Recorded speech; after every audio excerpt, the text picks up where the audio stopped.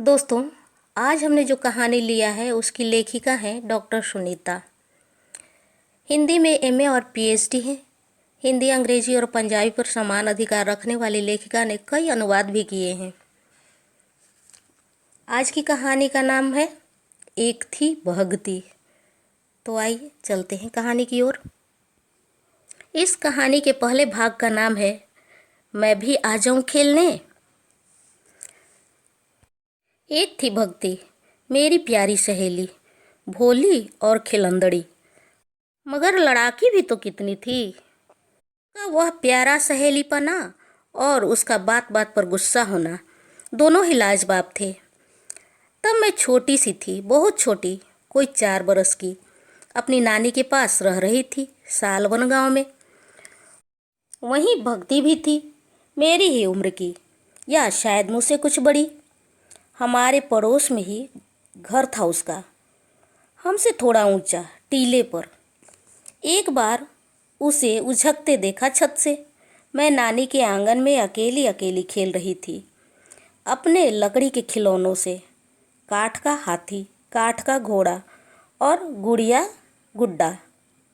नानी रसोई में थी और सरला मौसी शायद अपनी सहेलियों से गपशप करने गई थी।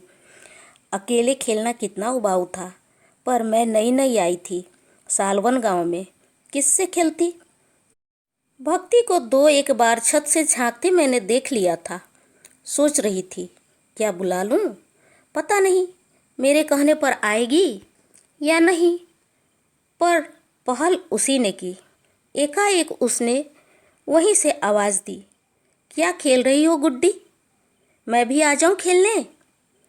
अरे, मेरा नाम गुड्डी इसे कैसे पता चला। मैं हैरान। फिर सोचा मेरी नानी कभी कभी चली जाती है इसके घर, उसकी माँ भी अक्सर नानी से मिलने आया करती है, शायद इसी से भक्ति को मेरे बारे में पता लगा हो। आजा, मैंने भक्ति की ओर इशारा करके कहा, और बस हो गई शुरुआत। फिर तो रोज़ रोज़ मिलना। हर रोज़ हम नए नए खेल इजाद करते। कुछ और नहीं तो तालाब के किनारे मस्ती से घूमते, चिड़ियों की तरह फुदकते, मोरों की तरह नाचते, पानी में छप छप करते, पके पके आम, अमरूद, इमली के कंताड़े और जामुन तोड़ते, या फिर यूं ही पेड़ पर चढ़कर धप धप कूदते। और यह खेल पूरा पूरा दिन चलता। जीवन कितना आनंदमयी था, न चिंता न फिक्र, बस सब दिन खेल, सब दिन मस्ती। उन दिनों छोटी उम्र में ही बच्चों को पढ़ाने और स्कूल भेजने का रिवाज कहाँ था। पूरा गांव ही हमारा प्ले स्कूल था, खूब मुक्त, हरा भरा। भक्ति बचपन में भी खूब तगड़ी थी, शरीर जैसे लोहे का हो, ताकत भी थी, और आवाज़ कैसी बुलंद। मैं थी दुबली पतली, मरियल सी, पर इससे क्या, जोड़ी हमारी खूब जमती थी, और दोस्ती शुरू हुई तो बड़ी जल्दी हम पक्की सहेलियां बन गई। फिर तो पूरा गांव ही हमारा खेल का मैदान बन गया, यहाँ तक कि हरे भरे खेत भी, जहाँ हम भागते फलांगते, कुछ चने और मटर की फलियाँ तोड़ तोड़ कर खाते। इसी के साथ ही दिन दिन भर अजब गजब शरारतें, भागा दौड़ी और छुआ छाई, या फिर कोड़ा बादाम शाही, पीछे देखो मार खाई।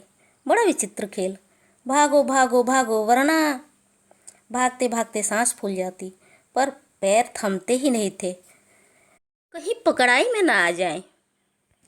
एक और हमारा पसंदीदा खेल था तालाब से मिट्टी लाकर तरह तरह के खिलौने बनाने का। गुड्डे गुड़िया और पूरी बारात, हाथी घोड़े ऊंट भालू और लाल मुंह लंबी पूंछ वाले लंगूर भी, ये भी तो बंठन कर उस बारात में शामिल होते।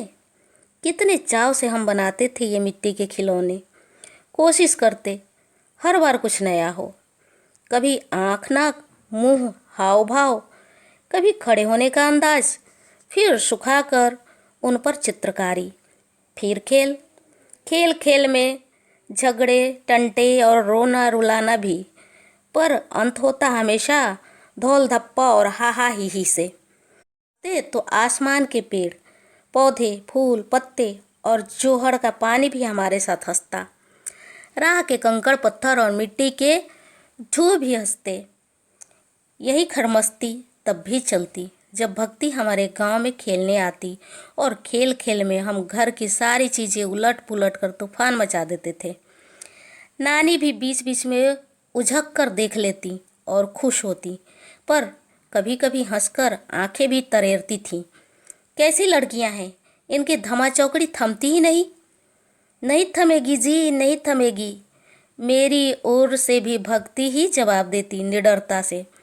फिर हम एक दूसरे का हाथ पकड़े ही करते तालाब किनारे की अपनी क्रीड़ा भूमि की ओर चले जाते। सचमुच उसके साथ रूठने मनाने और शरारतें करने में मज़ा भी कितना आता था।